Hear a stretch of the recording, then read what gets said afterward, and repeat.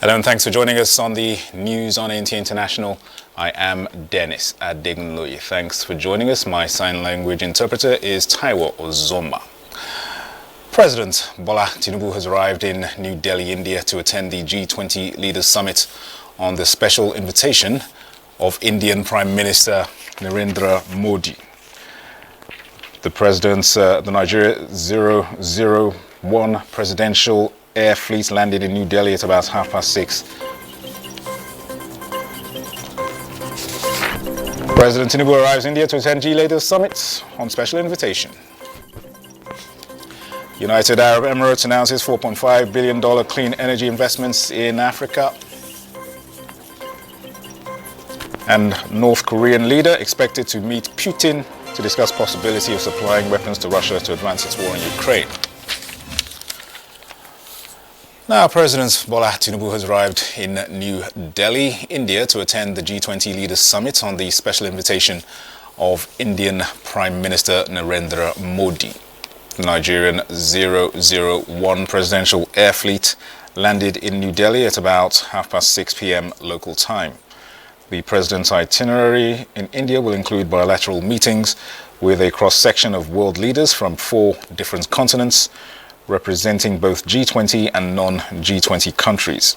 These engagements are geared towards strengthening bilateral economic trade and investment partnerships for mutual benefits. On the sidelines of the summit, the presidents will participate in and deliver keynote addresses at both the Nigeria-India Presidential Roundtable and the Nigeria-India Business Conference. The roundtable will be attended by leading industrialists in the Indian private sector, Nigerian industrialists, as well as senior government officials from both countries. The President aims to leverage this platform to attract global capital and promote increased foreign direct investments in key labor-intensive sectors of Nigeria's economy for job creation and revenue expansion. He will also use the opportunity to highlight Nigeria's attractiveness as an investment destination, specifically outlining his cross-sectoral reform plan as encapsulated by the Renewed Hope agenda. President Tinubu is to return immediately after the conclusion of the summit. The Central African Regional Bloc, ECAS, has announced the suspension of Gabon's membership. This development is coming as General Brice Oligui Nguema was sworn in as the transitional president on Monday, consolidating his grip on power. Justin Bemunyi reports. The coup unfolded shortly after Ali Bongo was declared winner of a controversial third term as president. However, General Nguema has not provided a clear timeline for the return to civilian rule in Gabon, leaving the nation in a state of uncertainty. During a pivotal meeting where leaders from Central Africa gathered to discuss Gabon's suspension, moments of introspection may have emerged.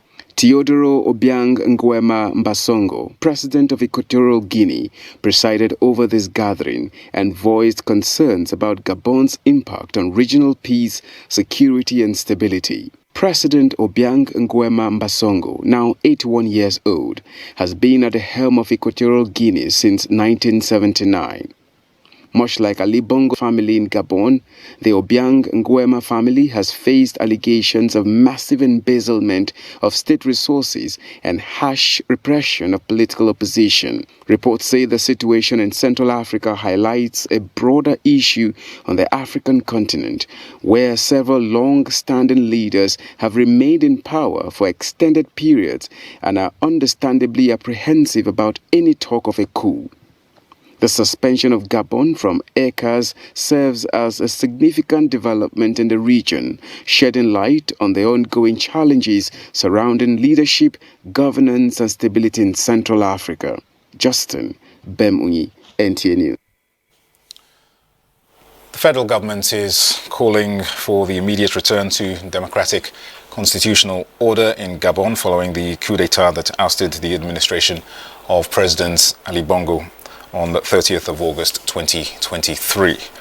A statement by the spokesperson of the Ministry of Foreign Affairs says Nigeria joins the international community to make the call, which will go a long way to pacifying dissident voices and restoring trust and confidence to the electorate. The coup in Gabon, it says, is one coup too many in Africa, and it is unacceptable at a time when Africa is aspiring to consolidate on democracy and democratic principles for the attainment of United Nations 2030 Sustainable Development Goals (SDGs). The statement also reiterated the government's commitment to partnering with other democratically elected governments in Africa to sanction perpetrators of unconstitutional changes of government in line with the African Charter on Democracy, Elections and Governance, ADC, until democracy is given the chance to thrive in every African country for the good of its people.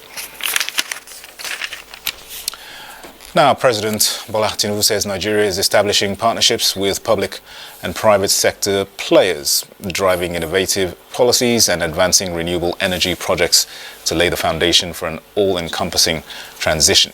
He was speaking at the presidency event of the ongoing Africa Climate Summit in Kenya. The president was represented by the Minister of State and Environment, Isiaq Adekunle Salako. We are presently establishing partnership with both public and private sector players, driving innovative policy changes, advancing renewable energy projects, including on-grid solar and electric vehicle development, and exploring innovative financing mechanisms like carbon trading to lay the foundation for an all-encompassing transition. I recently made public the key focus of my government, captured as an 8-point agenda: climate action and environmental sustainability is central to achieving 4 of those agendas, which are food security, poverty eradication, sustainable job creation, and security.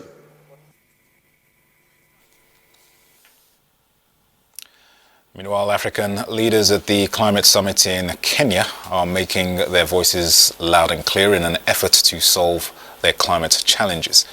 They are advocating a change that favors debt restructuring and lowering of interest rates to lower emissions and strengthen carbon resilient projects. Charles Alpha tells us more.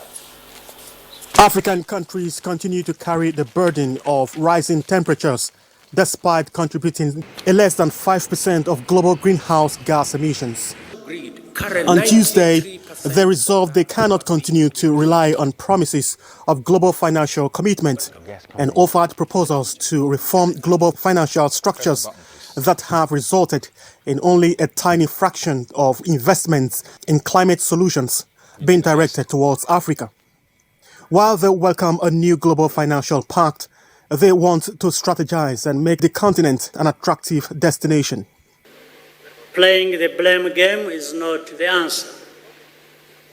A more pragmatic approach is for Africa to be a key player in the search for global climate solutions. Our advocacy for the mobilization of resources dedicated to green financing. I remind this August gathering that Africa mobilize its own resources rather than extend hands for handouts that may aggravate the existing situation.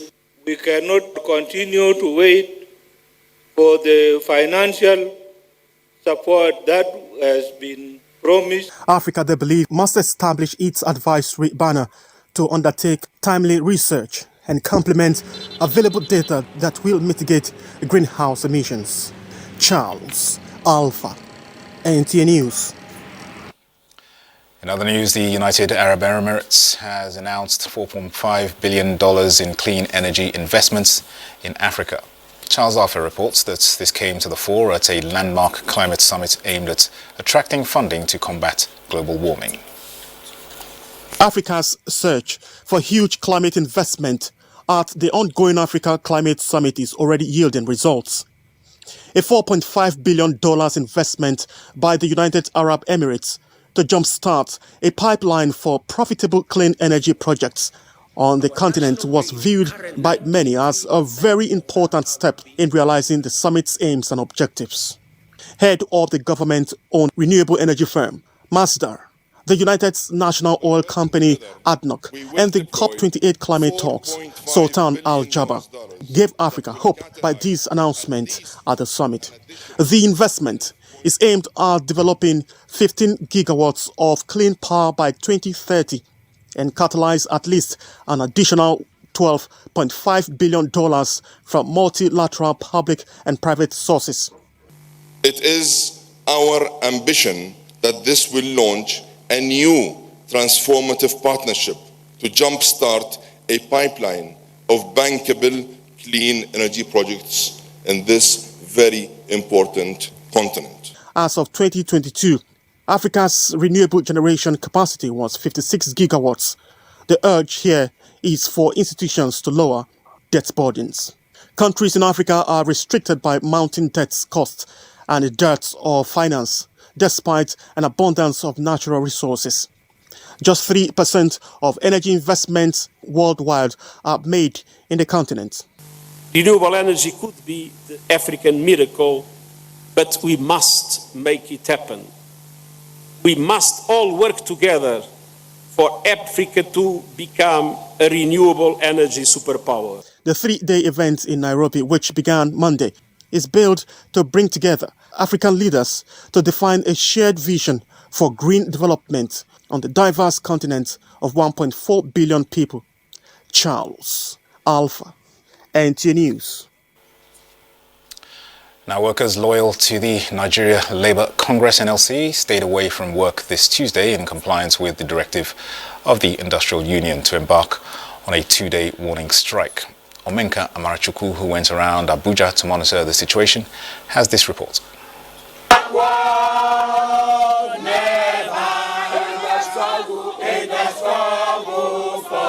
Not satisfied with just issuing directives for workers to Dantu for 2 days in protest over fuel subsidy removal, officials of the Nigerian Labour Congress went round to ensure full compliance. We are not here fighting for ourselves, but it's a collective responsibility, and all of us must be responsibly responsible. But we are here to give you information as civil servants that all of us should go home. Please, let's stay back home today and tomorrow. Let us watch and see. It's just for 2 days. And I mean, the policemen came early. They came and they've been trying to keep the place orderly. Initially, we had some traffic because we had to ask for identification so we can know who to send back and who to let in. But immediately we were able to clear the traffic. Everything has been going seamlessly. Offices in many parts of the FCT remain closed as workers stayed away. While workers affiliated to NLC stayed away from work, those allied to the Trade Union Congress were on active duties. In Abuja, Umenka Amarachukwu, NTA News. You are watching the news on NTA International. We'll have a short break. More reports when we come back. Stay with us.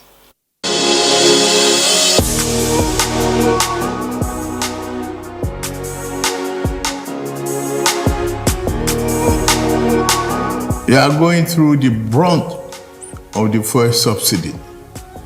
I know the pressure and the demand and lamentation, but you understand it much better. You are the one who understands the labor pain. That is only after that pain you see the smile of a child that you are relieved and forget the pain completely. And that's what we are going through economically. You are the one who can educate better the public to understand that we have to go through this. Cartel and thieves have been raping us and fleecing this country before now. You say enough is enough.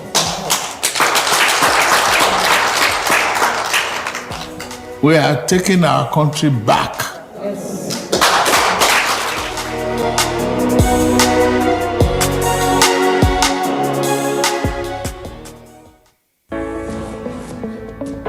From dusk to dawn, 24 hours a day, NTA International is with you. In your living room, office, and everywhere, anywhere. We provide the company you desire. in terms of balanced and up-to-date news, programs, and the best of entertainment.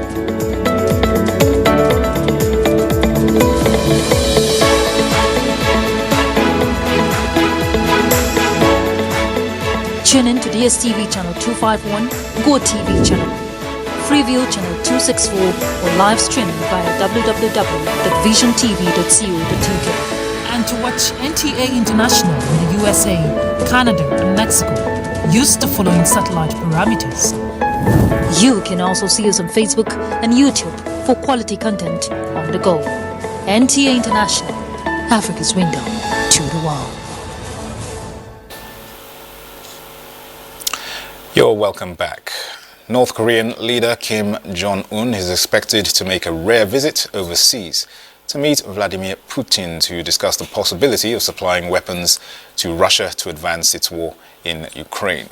Kolo Mohammed has details. Arms negotiations between Russia and North Korea are vigorously advancing. This has brewed growing concerns in the EU and America. This is believed to have been ignited by a visit by Russian Defense Minister to North Korea. It is believed that North Korea's Kim Jong-un and Vladimir Putin will meet in the coming days, even though the place and time for the meeting has not been made public. The meeting between the two leaders will be to acquire technology from Russia to help North Korea advance its nuclear program, and also possibly food supply from Russia to North Korea. The West believes Russia needs more artillery ammunition. With very few friends around the world, reports say Russia needs the weaponry to further pursue its war in Ukraine. Part of the recent decision of the USA and its allies is to isolate Russia diplomatically. Kolo Mohammed, NTA News. Elsewhere, the informal EU agriculture ministerial meeting has ended in Spain, where the ministers debated the role of new technologies as tools for making agriculture more resilient to climate change. Haman Jabani reports that the latest gene editing techniques were also deliberated upon at the meeting. The working sessions discussed ways to address the growing global food insecurity caused by climate change, economic crisis, and conflict. These are challenges that seriously threaten the achievement of the goal of eradicating hunger and malnutrition, incorporated into the 2030 Sustainable Development Strategy. The European Union, in line with the action led by United Nations, is committed to the transformation towards sustainable food system that guarantee food security. To this end, research and innovation are key in taking advantage of the resources and synergies that digitize and ecological commitment allowed. We live in a world full of crises: debt, food, war, political instability, and a big geopolitical fight for power. And in this scenario, many developing countries have been lagging behind. The big risk is that they cannot fulfill the conditions of the Sustainable Development Goals. So a greater effort is needed.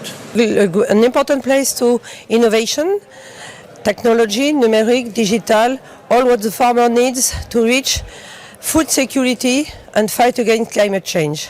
What we see in Spain this year with a terrible drought is terrible. We must fight all together, but we need solution. And the Commission and the Parliament, European, must decide that. Sustainable farming is also keeping farmers.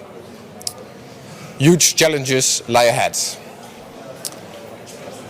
New technologies and innovation are going to be a solution. They're going to be part of the solution, but not the silver bullet. Young farmers are going to be key in this, but if we're not able to keep young farmers, I see the ambitions slowly demise. The fundamental objective of the development and application of innovation and technology is to seek solutions towards a more sustainable agro-food sector, more profitable crops, and a guaranteed food supply for the population. Haman Jabani, NTA News. The federal government wants the new National Council on Nutrition to prioritize innovation and research in its quest to transform the nation's nutrition landscape. Vice President Kashim Shettima made the charge while inaugurating the council at the presidential villa. State House correspondent Abdurrahman Jibrila reports. Embracing technology through digital solutions and investment in research and development are part of efforts towards achieving sustainable solutions in addressing nutrition challenges. And harnessing the power of innovation and making prudent investments is another solution that can transform the nutritional landscape, creating lasting and meaningful change.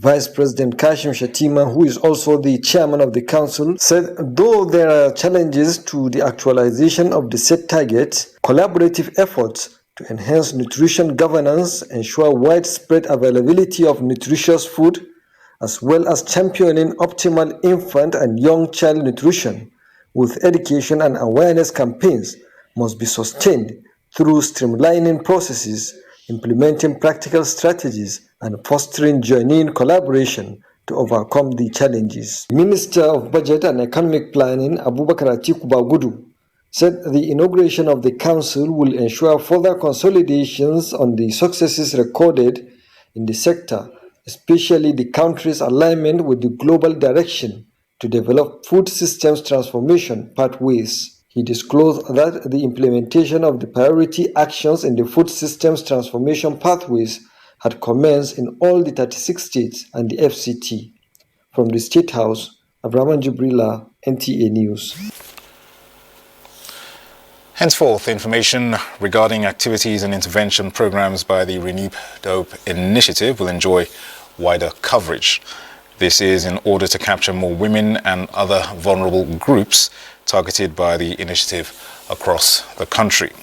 Minister of Information and National Orientation, Mohammed Idris Malagi, stated this during a courtesy visit to Nigeria's First Lady and the National Chairman of the Renewed Hope Initiative, Oluremi Tinubu, at the Villa. We all know that her role is largely to support Mr. President in the execution of his policies, but she also has her own pet projects. We discussed about that and how the Ministry of Information, like I said, and National Orientation can help in disseminating that to the Nigerian public.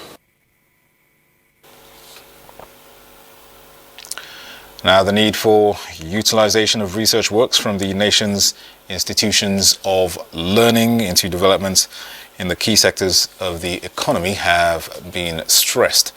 This was at the meeting of researchers from the academia and other research centers drawn from across the country, convened by the RICT and a Pan-African organization and a non-profit knowledge management outfit. It has a goal of connecting research and innovation systems to communities to ensure sustainable developments in Nigeria.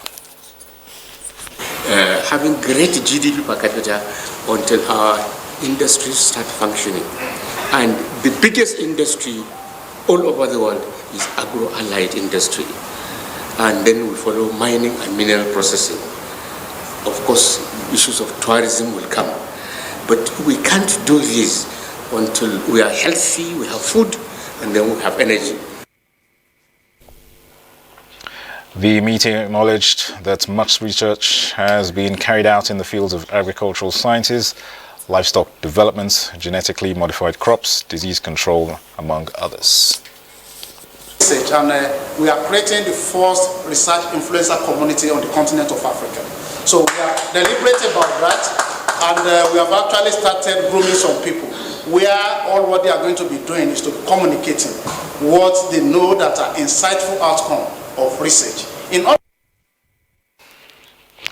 It is hoped that with the continued interface with researchers from the various research centers across the country and those from the private sector, Nigeria in no distant time will achieve its desired all-round development in the area of circular economy, blue and space economy, as well as digital and data economy.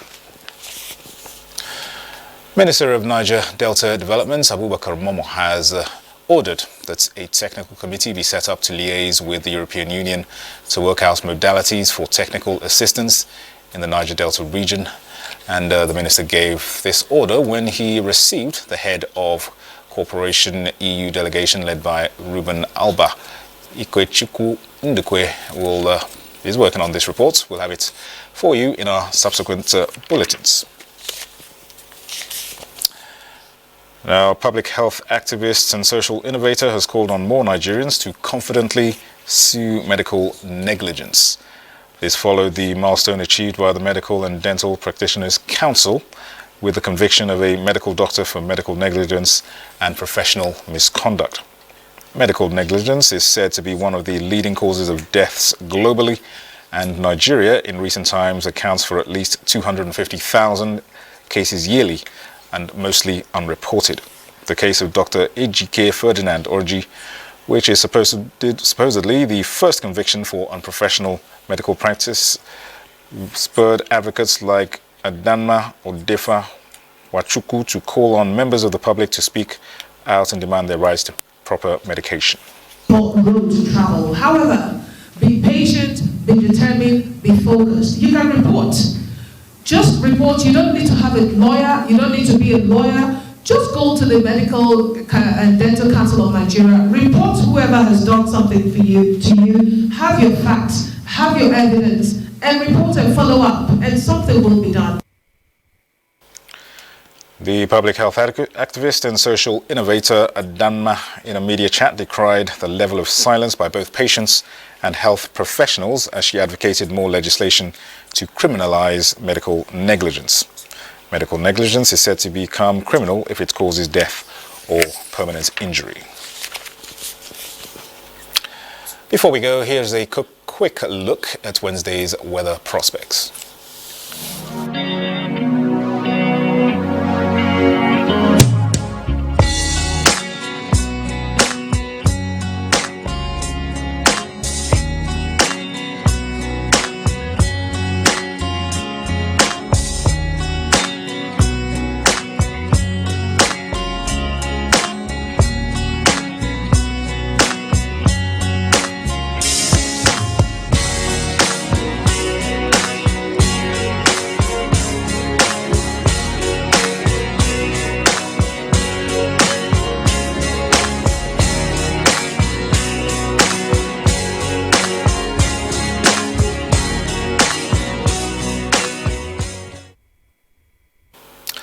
Well, that concludes the news on NTA International at this time. Many thanks for watching. I am Dennis Adegunloye. My sign language interpreter has been Taiwo Ozoma.